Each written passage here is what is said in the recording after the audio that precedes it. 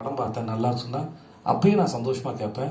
ஏன்னா அதான் ஒரு ஆர்டிஸ்டோட பெரிய பாகியம். நம்ம படத்தை பார்த்து என்ன சொல்கிறீங்களோ. தேங்க்யூ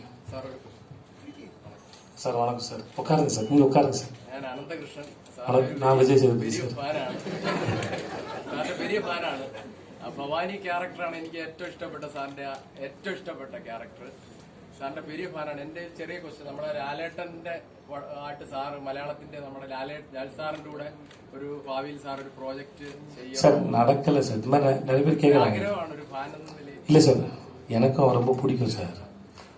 நான் வந்து மம்முட்டி சாரையும் பிடிக்கும், மோகன்லால் சாரையும் பிடிக்கும். எனக்கு இந்த all super stars in all the industries I love them and I respect. ஏன்னா ஸோ மெனி இயர்ஸ் அவங்களுக்கும் அந்த சினிமாவுக்காகவும் ஃபேன்ஸ்க்கான பாண்டிங் வந்து அந்த எனர்ஜி ரொம்ப ஸ்ட்ராங்கானது. அதனால இத்தனை வருஷம் இருந்திருக்காங்க. எல்லாராலையும் அந்த இடத்துக்கு வர முடியல அப்படின்னா அதுக்கு ஏதோ ஒன்று இருக்குல்ல. ஸோ அவங்களோட ஒர்க் பண்ணும்போது ஐ எம் லேர்னிங் சம்திங். அதுக்கு தான் நான் ஒர்க் பண்ணிருந்தேன். மோகன்லால் சாரோட ஒரு படம் வந்தது, ரொம்ப நாள் முன்னாடி வந்தது. அப்போது டேட் இஷ்யூஸில் நடிக்க முடியாமல் போயிடுச்சு. எனக்கு அவர் மேலே பெரிய லவ் இருக்குது, பேஷன். இப்போ தான் கொச்சினில் சொன்னேன். நான் மும்பையில் ஒரு 2 years முன்னாடி நினைக்கிறேன், மேரி கிறிஸ்மஸ் பண்ணும்போது மோகன்லால் சார் இருக்காருன்னு சொன்னாங்க அதே ஹோட்டலில் வெஸ்டர்னில் இருந்தேன். நான் போய் பார்த்து அப்பாயின்மெண்ட் கேட்டு போய் பார்த்து ஆட்டோகிராஃப் பண்ணிட்டு வந்து வீட்டில் ஃப்ரேம் பண்ணி வச்சுருக்கேன். என் ஆஃபீஸில் இருந்து அவருடைய சிக்னேச்சர் நான் ஃப்ரேம் பண்ணி வச்சுருக்கேன். So I have huge respect. எனக்கு அவர் ரொம்ப பிடிக்கும்.